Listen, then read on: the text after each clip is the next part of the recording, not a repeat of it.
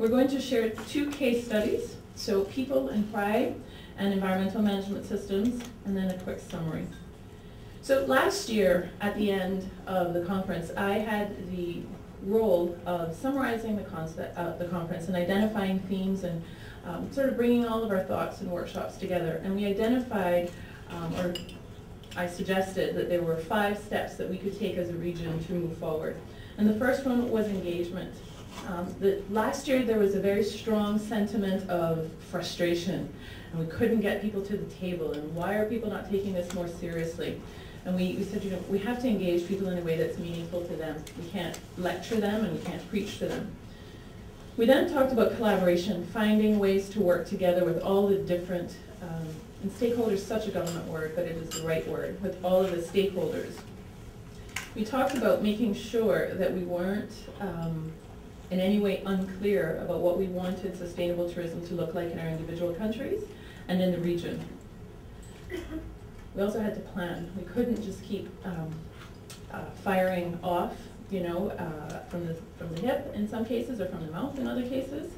And then there were some places where plans didn't actually manifest themselves into action. And we said at the end of the day we had to make sure that we did more than just talk and plan, we had to take action.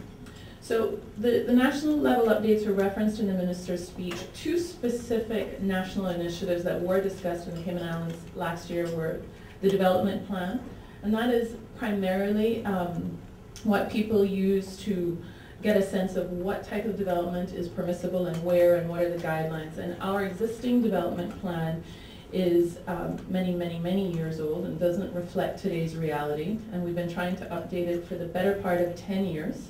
There's a lot of discussion while you were in Cayman last year, and while they've made a lot of progress and they've certainly factored in sustainable tourism considerations throughout the plan, it is still not yet before the Legislative Assembly. So we've made a lot of progress, but we have not yet taken it to legislature. And the minister also mentioned the National Conservation Bill. As you can imagine, this is a very controversial topic and leads to a lot of heated debate in the country. We expect that this will be going to the Legislative Assembly this year. And the National Tourism Management Policy, we have a 5-year policy that we have been working towards. It was updated over the course of 2007, completed in partnership with the tourism company, and submitted to the ministry. The next steps are for it to go to cabinet and then on to the Legislative Assembly. So very quickly, you know, this is not new to any of us, but I just wanted to let you know that today we're not going to talk about the economy. We're going to use 2 case studies and really focus on the environment and on people. So the first one is people and pride. And it's the people side of tourism development.